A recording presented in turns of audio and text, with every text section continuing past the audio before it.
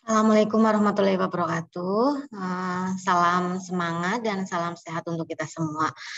Kembali lagi dengan saya Ibu Hairunisa Nurul Fitri. Baik anak-anakku semua, pada pertemuan kali ini kita kembali dalam mapel teknologi jaringan berbasis luas atau teknologi WAN. Nah, pada kesempatan kali ini kita akan membahas KD 3.8 yaitu tentang mengevaluasi perangkat pasif jaringan fiber optik. Tetapi sebelum kita membahas tentang perangkat pasif, pada pertemuan kali ini kita akan membahas tentang perangkat aktifnya terlebih dahulu. Kemudian materi-materi yang akan kita bahas pada hari ini yaitu yang pertama tentang Passive Optical Network atau biasa disingkat dengan PON. Kemudian nanti akan kita lanjutkan materi yang kedua yaitu tentang Gigabit Passive Optical Network atau biasa disingkat dengan GPON. Dan yang ketiga yaitu materi tentang Gigabit Ethernet Passive Optical Network atau GPON. Dan nanti kita juga akan membahas tentang ONU atau ONT dan media converter. Kemudian di akhir video ini nanti Bu Nisa akan memberikan tugas yang harus Anda kerjakan secara berkelompok. Jadi nanti kalian harus membentuk kelompok terlebih dahulu agar bisa mengerjakan tugasnya. Ya, kemudian nanti akan saya tayangkan video singkat tentang cara untuk mengerjakan tugasnya seperti apa yang bisa kalian jadikan referensi nantinya. Seperti itu. Baik, kita masuk materi yang pertama yaitu tentang Passive Optical Network atau biasa disingkat dengan PON.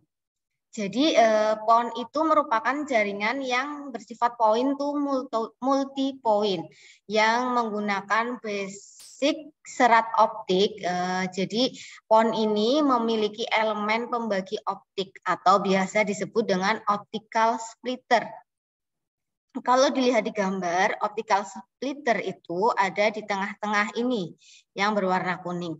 Nah, fungsi dari optical splitter ini sebagai penyalur data yang digunakan untuk menyalurkan data ke beberapa tujuan. Ya, jadi dari satu ke beberapa tujuan. Jadi makanya disebut dengan point to multi point. Kemudian splitter di sini merupakan elemen yang sifatnya pasif. Sifat pasif di sini artinya tidak dapat melakukan manipulasi sinyal. Misalnya seperti penguatan sinyal optik. Ya, jadi kalau dilihat dari gambar Passive Optical Network atau PON, berarti strukturnya seperti yang ada pada gambar. Ya. Kemudian kita masuk materi yang kedua yaitu tentang Gigabit Passive Optical Network atau GPON. Ya, GPON di sini merupakan salah satu teknologi yang dikembangkan oleh ITU-T via G984. Nah, GPON ini merupakan saingan dari GPON yang nanti akan kita bahas selanjutnya. Baik GPON maupun GPON di sini sama-sama menggunakan serat optik sebagai media transmisinya. Di mana hal tersebut menjadi ciri khas dari teknologi GPON dibandingkan dengan teknologi optik lainnya. Jadi teknik distribusi traffic yang dilakukan oleh GPON juga dilakukan secara pasif. Dari sentral hingga ke arah subscriber akan didistribusikan menggunakan splitter pasif ya, sama seperti dengan PON yang tadi sudah saya jelaskan. Kemudian di sini kita akan membahas tentang prinsip kerja dari GPON atau Gigabit Passive Optical Network.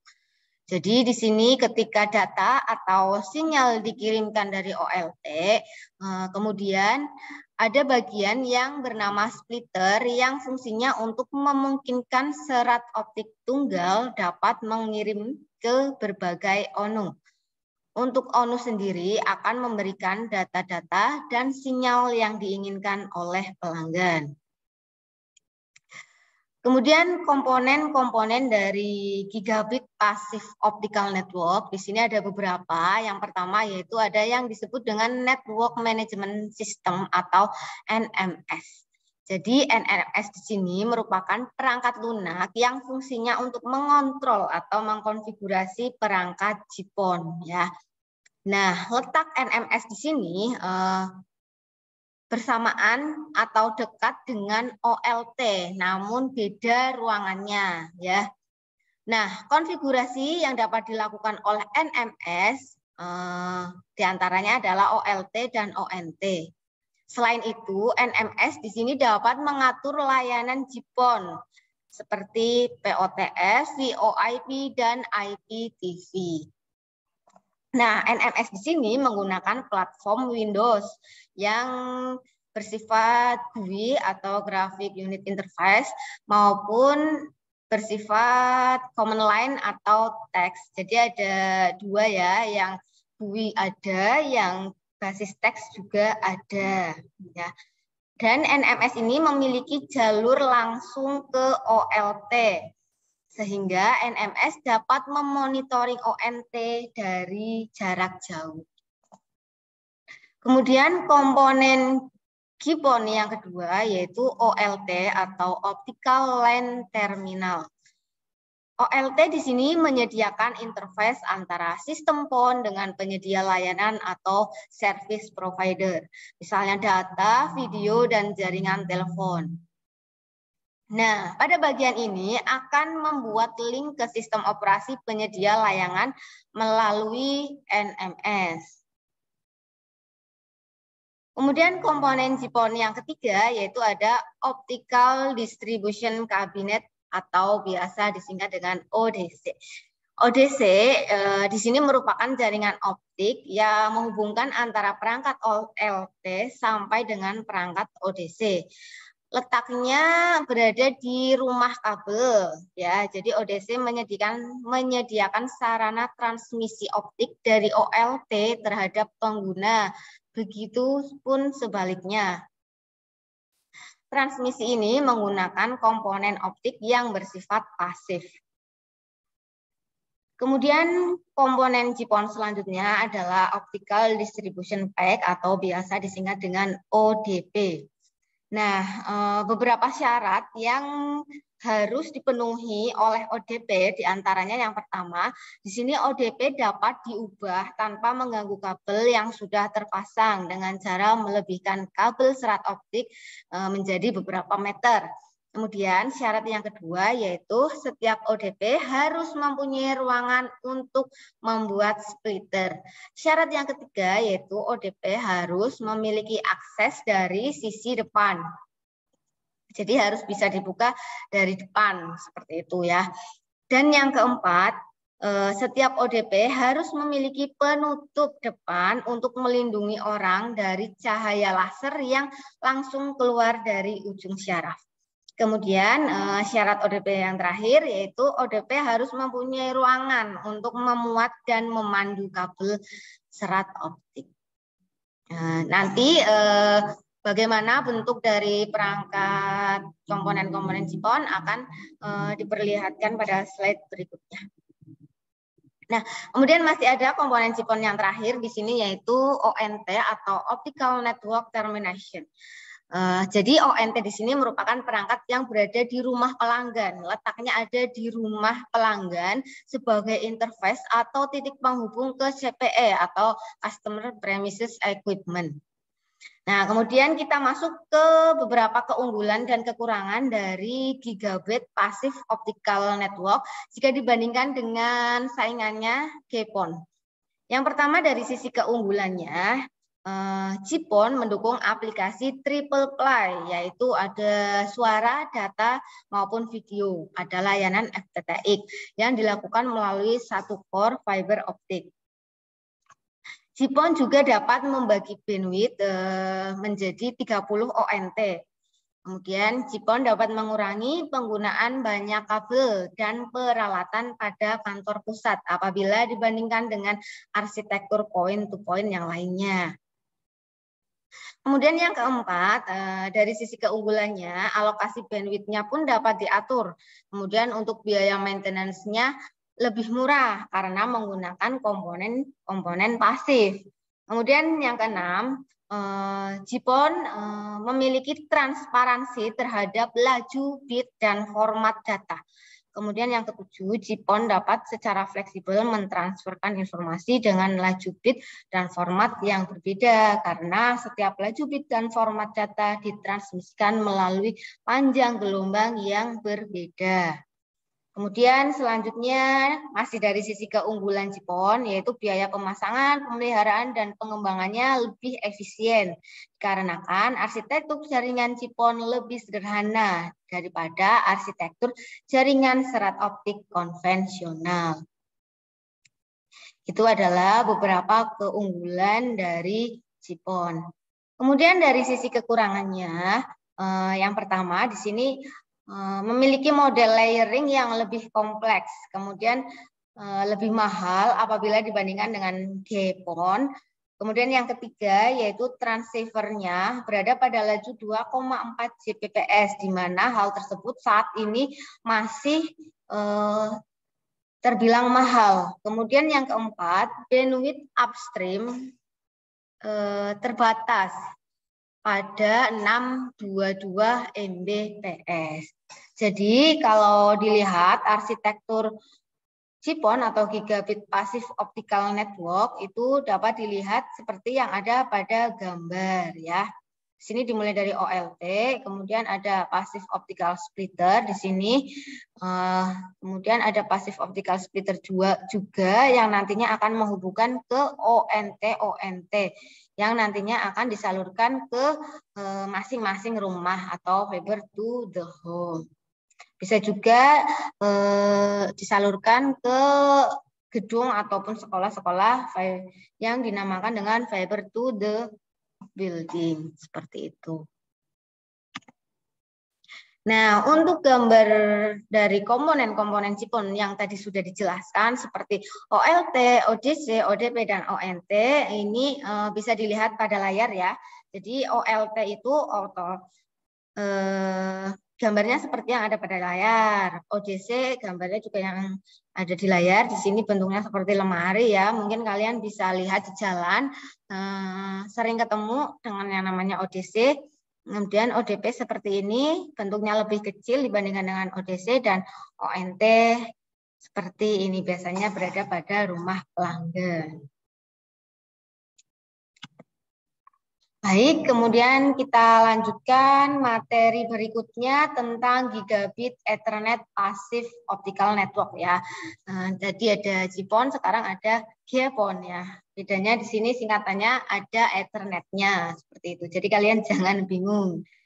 Baik, untuk GPON sendiri atau Gigabit Ethernet Passive Optical Network di sini merupakan teknik akses optik yang kecepatannya tinggi, di mana GPON telah distandarisasi menurut IEEE 802.3 AH-EFM ya.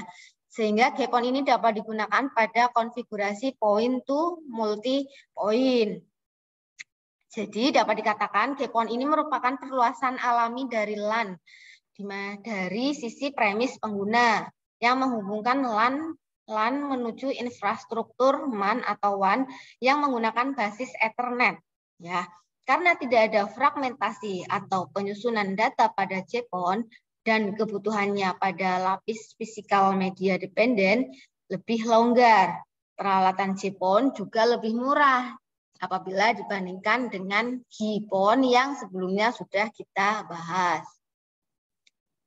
Kemudian kita masuk ke prinsip kerja Gigabit Ethernet Passive Optical Network ya. Jadi dilihat dari arah downstream-nya, GPON bertindak sebagai share medium dengan frame-frame yang dikirim oleh OLT mencapai setiap ONU. Dari arah upstream, karena sifatnya yang direksional dari coupler pasif, frame-frame data hanya akan mencapai OLT, tidak menuju ONU dan yang lainnya.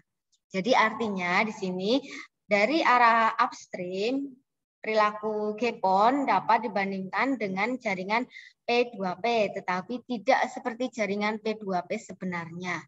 Dalam GPON, frame-frame yang dikirimkan dari ONU yang berbeda bisa bertabrakan, sehingga pada arah upstream terdapat syarat untuk berbagi serat terang dan mengatur time slot transmisi ONU untuk mencegah tabrakan tersebut. Untuk mengurus syarat koordinasi trafik yang unik pada sisi upstream, GPON menggunakan MPCP, di mana MPCP tersebut merupakan protokol yang berbasis frame berdasarkan pesan-pesan kontrol MAC 64 byte yang mengkoordinasikan trafik upstream. Hal ini menyebabkan mekanisme pengiriman data antara upstream dan downstream berbeda. Kemudian kita bahas dari arah downstream-nya di sini. Frame-frame Ethernet yang dikirim oleh OLT melewati splitter pasif 1:N yang kemudian disebar secara broadcast menuju setiap ONU. Frame Ethernet diekstrak oleh ONU. Tujuan mereka berdasarkan alamat MAC address-nya sehingga tidak berbeda dengan LAN Ethernet pada umumnya.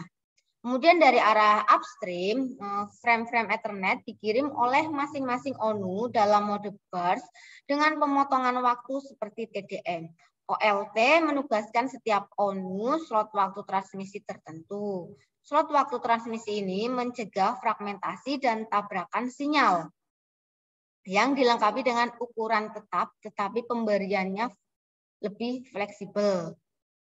Nah, sebuah ONU menahan frame-frame yang diterima dari pelanggan sampai slot waktunya tiba.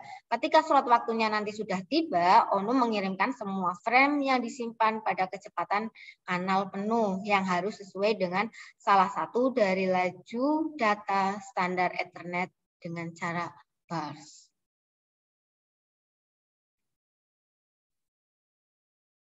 Kemudian kita masuk ke komponen-komponen GPON, ya, komponen Gigabit Ethernet Passive Optical Network. Yang pertama ada OLT atau Optical Line Terminal. Nah, OLT ini adalah elemen jaringan Fiber to the Home atau FTTH yang menyediakan antar muka PON menuju core, IP atau Ethernet dan jaringan operasi. OLT ini biasanya ditempatkan pada central office yang kemudian dihubungkan ke ONU melalui PON dengan menggunakan kabel fiber optik, splitter, dan komponen pasif yang lainnya. Kemudian komponen yang kedua ada ONT atau Optical Network Unit. Nah, ONT atau ONU di sini merupakan elemen pada sisi pelanggan FTTH yang menyediakan antar muka pelanggan menuju PON. Dalam perangkat ONU ataupun ONT menyediakan pengubah optoelektrikal atau biasa disebut dengan melewatkan informasi yang diubah dari framework serat optik menjadi framework logam listrik. ONU merupakan suatu titik pembatasan di mana merupakan akhir dari aliran optik jaringan pembawanya dan merupakan awal dari jaringan akses pelanggan. Perbedaan ONT dan ONU yaitu ONU masih membutuhkan perangkat network terminal di bagian pelanggannya, sedangkan ONT bisa langsung dihubungkan dengan user equipment. Ya, jadi fungsi dari ONU atau ONT itu sama, hanya yang membedakan itu tadi apabila ONU masih membutuhkan perangkat network terminal di bagian pelanggannya, tetapi kalau ONT tidak karena dapat langsung dihubungkan dengan user equipment-nya seperti itu. Kemudian komponen GPON yang ketiga ada optical splitter. Splitter merupakan perangkat yang membagi daya optik menjadi N. Jalur terpisah menuju pelanggan. N-nya itu tergantung ya, tergantung jalurnya. Kemudian sebagai penghubung antara OLT dengan ONU. Berfungsi untuk mentransmisikan sinyal input optik dari arah downlink menuju port multi output. Dan bisa membagi satu serat optik ke dalam multi-user, di mana bandwidth dari serat tersebut dibagi-bagi. Untuk dari arah uplink-nya, untuk memultiplexing kanal-kanal sinyal optik ONU menuju satu serat optik. Optical splitter di sini diklasifikasikan menjadi komponen pasif karena di dalamnya tidak ada komponen aktif elektrik. Jadi hal ini berarti tidak sensitif terhadap temperatur ataupun elemen lain yang bisa menjadi masalah dalam komponen elektrik. Seperti itu. Kemudian yang keempat ada serat optik. Serat optik di sini biasanya yang biasa digunakan adalah yang berbasis standar itu TG652 yang berbasis single mode. Nah, kemudian kita akan membahas keunggulan dan kekurangan gigabit Ethernet passive optical network ya apabila dibandingkan dengan arsitektur GPON yang sebelumnya sudah kita bahas. Dari sisi keunggulan, di sini biayanya lebih murah apabila dibandingkan dengan GPON. Kemudian implementasinya bersifat terbuka, penggunaan frame Ethernet-nya yang lebih menguntungkan, kemudian manajemennya juga lebih mudah. Dan yang terakhir ada fungsi dari Rapid Spanning Tree Protocol. Nah, untuk dari sisi kekurangannya, di sini bandwidth-nya lebih rendah apabila dibandingkan dengan GPON. Kemudian yang kedua adalah di sini GPON memiliki masalah interoperabilitas seperti itu. Nah, kemudian kita masuk ke ONU atau ONT ya. Jadi tadi kita sudah membahas tentang GPON dan GPON, di mana di dalamnya itu ada perangkat yang namanya ONU atau ONT. Jadi ONU atau ONT tersebut merupakan singkatan dari Optical Network Unit itu untuk ONU, dan kalau ONT itu Optical Network Terminal. ONU atau ONT tersebut merupakan perangkat dari sisi pelanggan yang menyediakan interface, baik itu interface-nya berupa data, voice maupun video. Ya, di mana fungsi utamanya di sini adalah menerima traffic dalam format optik dan mengkonversinya menjadi bentuk yang diinginkan, misalnya data, voice ataupun video. Ya. Ada pula pengertian lain dari ONU ataupun ONT di sini. ONU atau ONT adalah perangkat aktif yang dipasang di sisi pelanggan, di mana memiliki fungsi sebagai pengubah sinyal optik menjadi sinyal elektrik, dan juga sebagai alat demultiplex. Keluaran dari perangkat ONU atau ONT dapat berupa layanan telepon, data internet, ataupun IPTV. Seperti itu. Nah, untuk bentuknya ataupun gambar dari perangkat ONU atau ONT dapat Anda lihat di layar. Jadi bentuknya seperti itu, kecil. Biasanya itu berada pada sisi pelanggan, seperti itu ya. Kemudian kita masuk ke materi selanjutnya, yaitu materi tentang media converter. Sebelumnya kalian bisa lihat terlebih dahulu media converter itu seperti apa bentuknya, itu ada di layar. Jadi bentuknya kotak kecil. Di sini media converter merupakan perangkat jaringan yang fungsinya untuk menghubungkan dua jenis jaringan yang berbeda melalui media twisted pair dan kabel fiber optik. Jadi ada dua jaringan berbeda. Jaringan yang pertama yaitu menggunakan kabel UTP misalnya, kemudian jaringan yang kedua menggunakan kabel fiber optik. Tetapi kita akan menghubungkan kedua jaringan tersebut, maka kita butuh yang namanya media converter. Seperti itu ya. Nah, kemudian di sini Bu Nisa nanti akan menayangkan video ya, singkat saja yang nantinya dapat kalian jadikan referensi untuk mengerjakan tugas kelompoknya. Jadi tugas kelompoknya di sini Anda harus membentuk kelompok yang beranggotakan 4 anak atau siswa-siswi, bisa gabung antara laki-laki dan perempuan.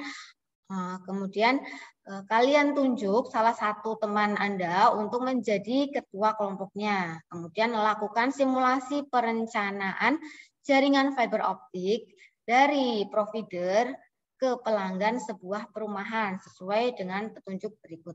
Jadi anggap saja SMK Negeri 1 Sragi ini sebagai central office provider atau ISP-nya seperti itu ya. Kemudian nanti kalian tentukan perumahan-perumahan mana yang akan dibuat perencanaannya. Nah, total rumah pelanggannya di sini minimal 15 rumah. Ya, nanti kalian lakukan survei ke perumahan tersebut untuk menentukan di mana lokasi OLT-nya, lokasi ODC, ODP, dan ONT-nya, serta jalur-jalur yang akan dilalui oleh fiber optik mulai dari provider ke pelanggan, seperti itu. Kemudian nanti kalian harus menentukan jenis splitter yang akan digunakan. Tentunya dengan mempertimbangkan perhitungan link dan budgetnya ya. Dan nanti buatlah perencanaan jaringan fiber optiknya mulai dari hasil survei-survei tersebut yang isinya nanti gambar perencanaan jalur dan posisi perangkatnya akan diletakkan di mana serta jumlah target pelanggannya berapa. Tadi sudah ditentukan minimal 15 ya. Jadi boleh lebih dari 15 seperti itu. Serta kebutuhan-kebutuhan perangkat yang akan digunakan itu apa saja. Silakan dibuat rencananya. Kemudian tugasnya nanti dikumpulkan melalui Google Classroom. Jadi Bu Nisa sudah membuat tempat untuk mengumpulkan tugasnya. Di situ nanti kalian baca perintahnya dan petunjuknya serta waktu paling lambat atau waktu maksimal untuk pengumpulan tugas. Jadi nanti kalian cermati tugasnya di Google Classroom seperti itu ya. Oke, di sini Bu Nisa coba nge-share video ya.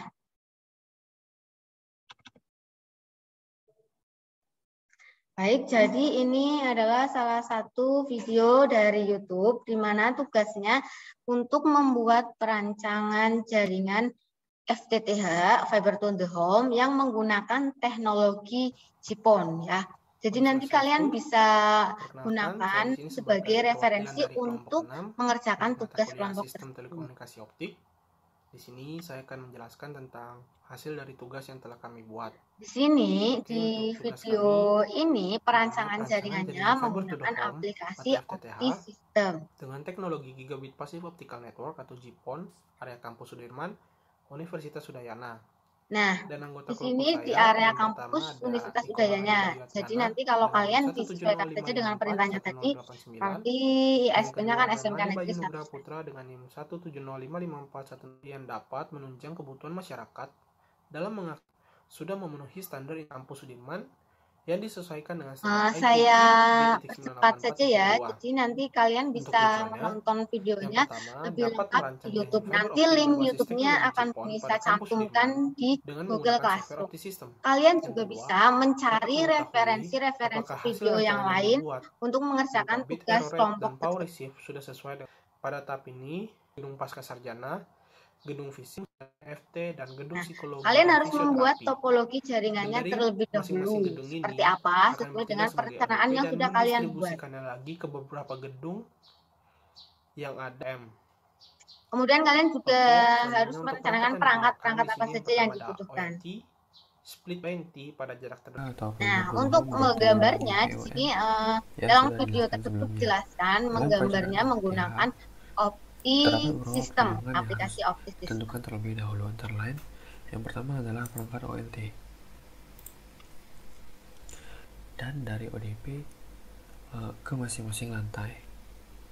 Rangkuman dapat dilihat kami menggunakan 2 ODC dan sejumlah ODP pada jenis ini.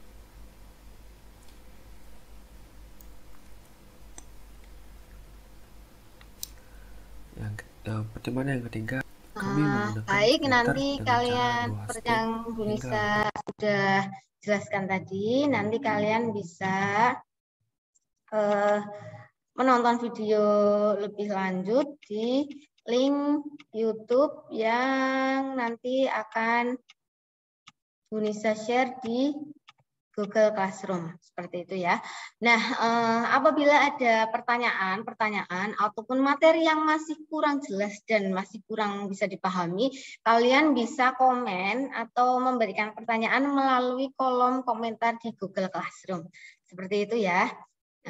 Jadi pertemuan kali ini kita akhiri. Tadi adalah materi KD 3.8 tentang mengevaluasi perangkat pasif fiber optik, tetapi yang kita bahas itu tentang materi perangkat aktifnya. Untuk materi tentang perangkat pasif dan macam-macam perangkat pasif akan kita bahas pada pertemuan berikutnya. Ya, terima kasih. Assalamualaikum warahmatullahi wabarakatuh.